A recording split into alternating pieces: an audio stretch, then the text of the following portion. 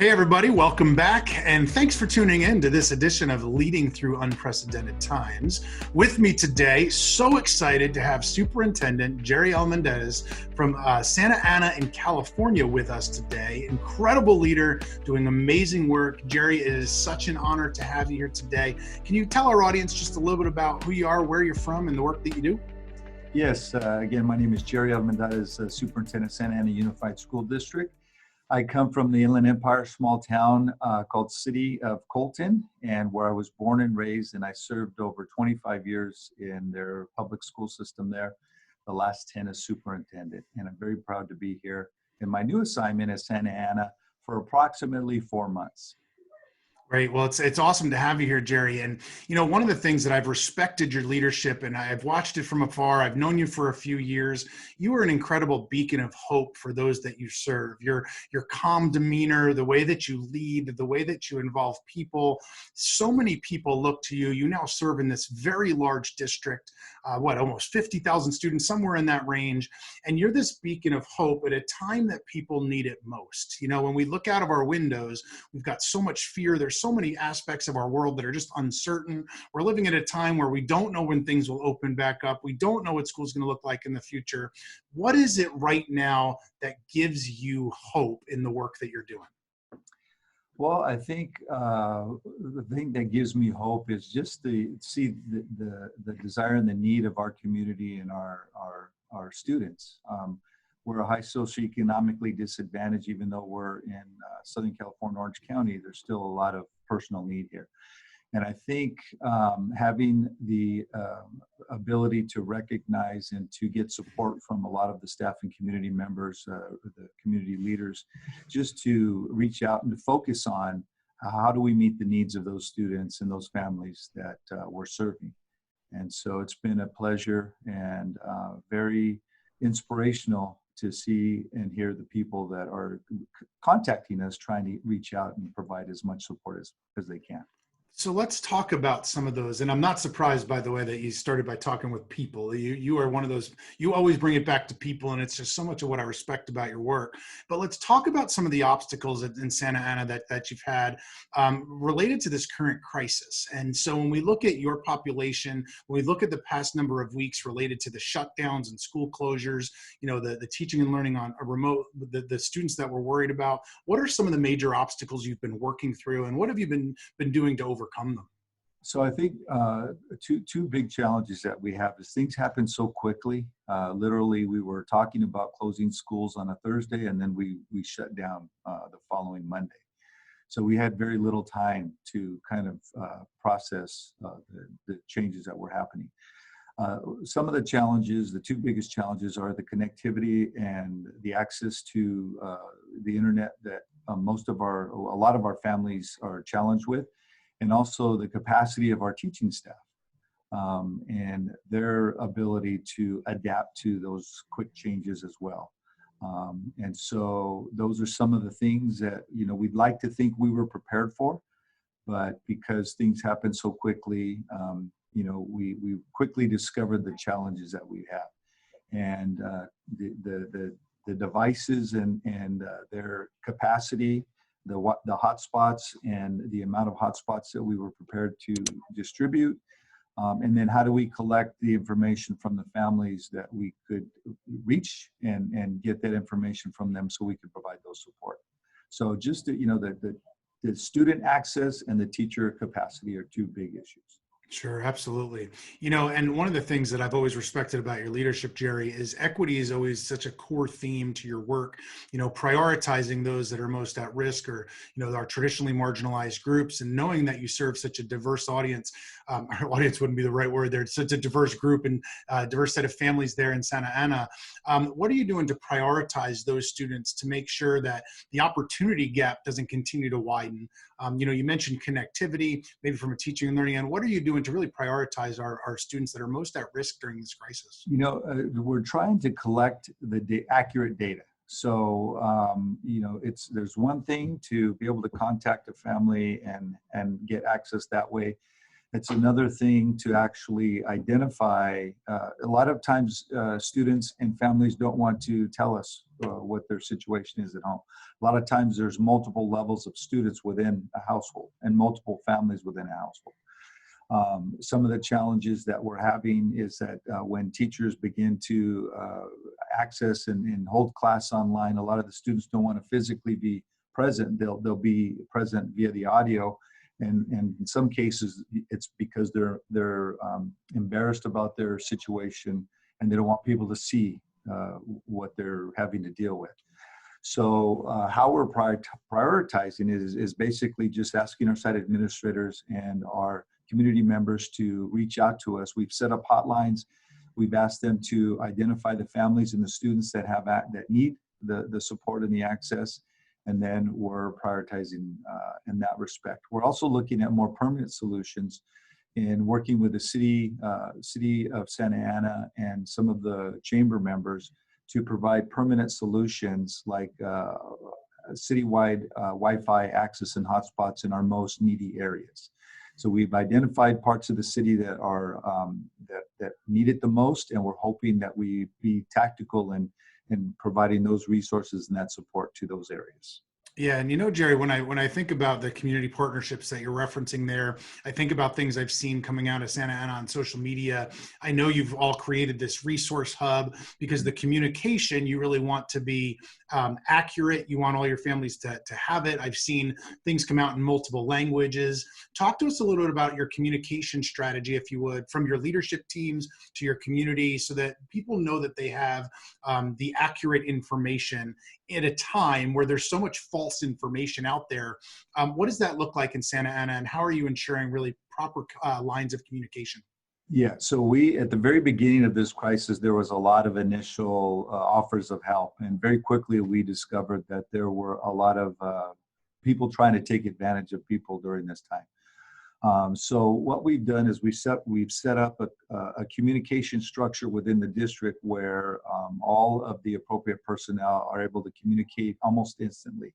And there are various products out there that I can name. We use a particular product where I have instant access to my admin team and my directors and coordinators. So what we've asked them to do is, because periodically they would post stuff on social media and we would see it and we would say, that's not what we approved, or where did this come from? So we've streamlined that and we've centralized that information. But the other thing that we've emphasized is the emphasis on the use of social media, and not just one platform, all platforms. So we have the social media feeds for those families that don't have access to that. We have the phone calls home to the families, redirecting them to the hotlines where they can access a real person and ask questions, and they get directed to the appropriate places. And then we have a very good partnership with the city of Santa Ana that also helps contribute to that information pool, and then they have hotlines themselves. So we've done a variety of different things. I think the biggest thing that we've learned over this short period of time is that it's so important to be in constant communication with your leadership team, with the governance team, because the more information everybody has, the better decisions they'll be able to make. Yeah, I've just really enjoyed watching you and your team lead that. It's almost leave no stone unturned. It's not, we're going to communicate just this one way, because you recognize for particular set of your families that one way might not work. So it's really and, but also constant or continuous messaging on multiple platforms that's really aligned with your leadership and those kinds of things there. So, kudos to you all for that.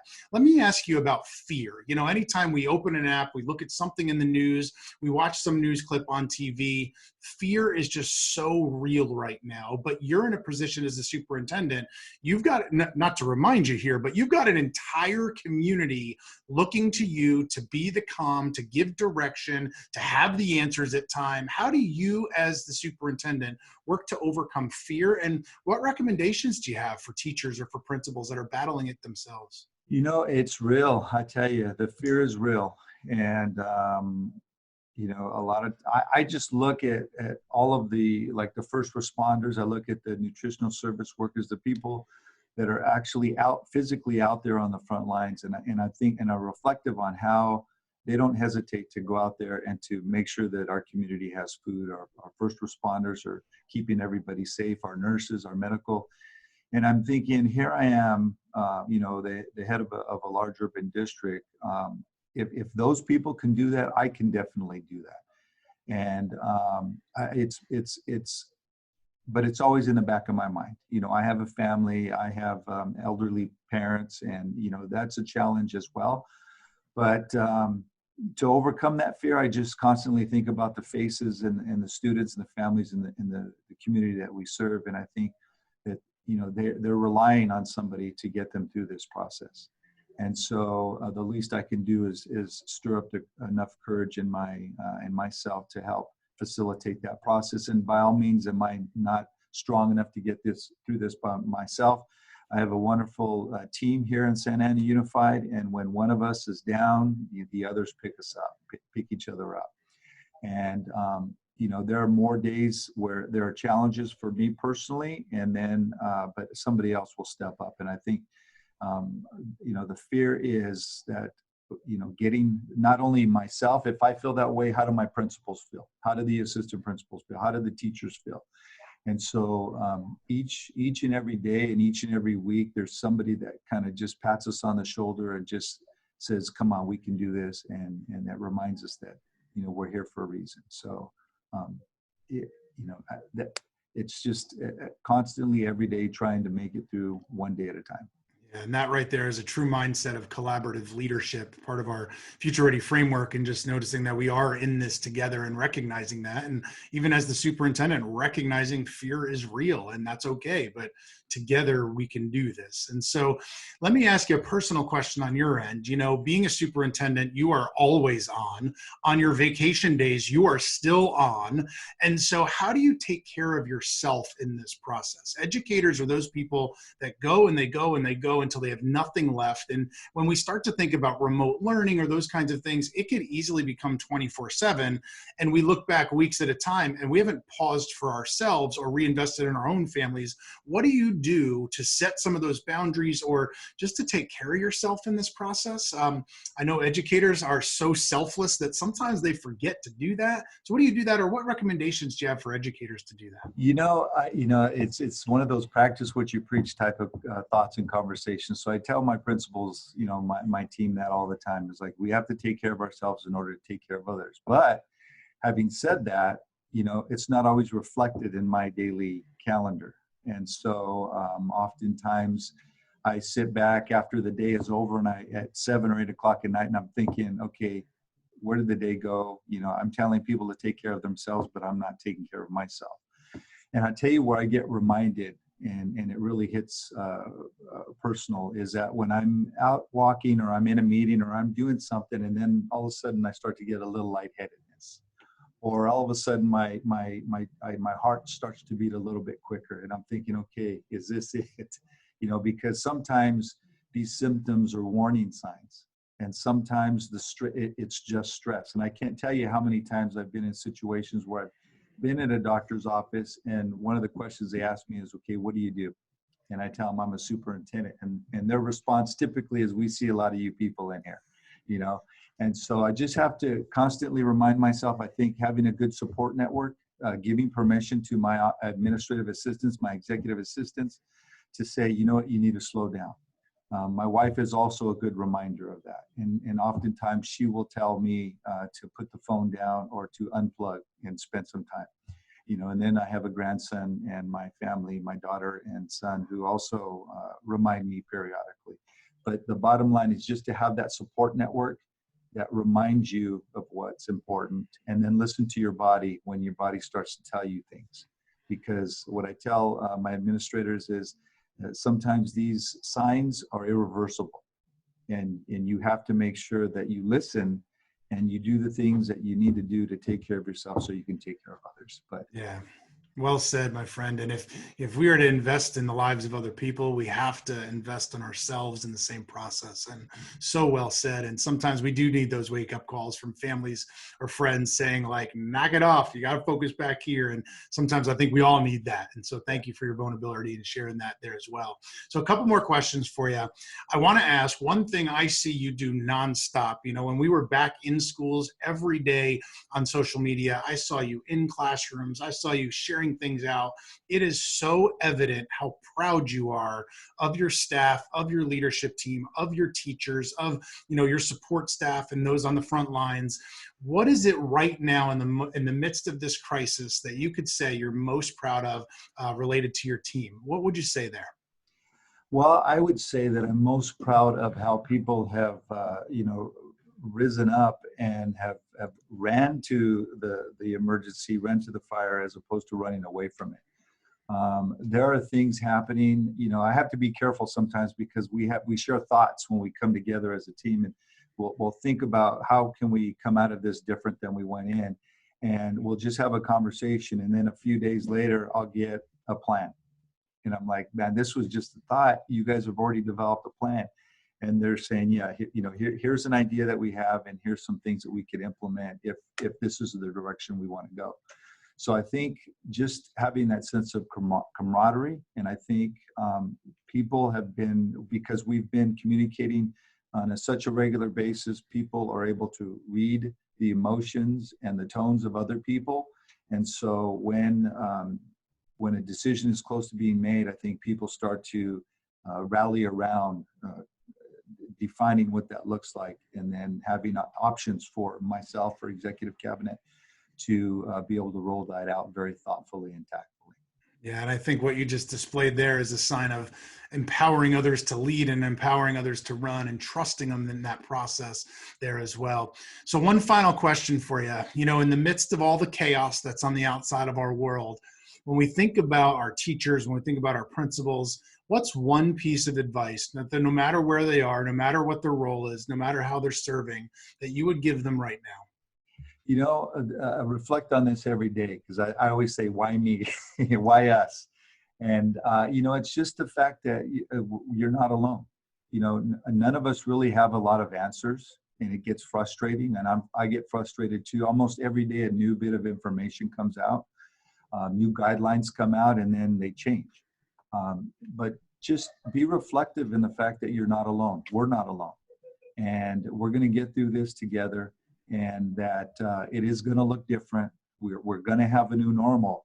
And I would much rather us work together to define what that new normal is, as opposed to having it being given to us, because what works best in the culture of our district may not be what works best in a neighboring district. So just hang in there, work together. You're not alone. Reach out to your colleagues, ask them what they're doing. Let's get the best ideas, and then let's share them, and let's make decisions that are best for us.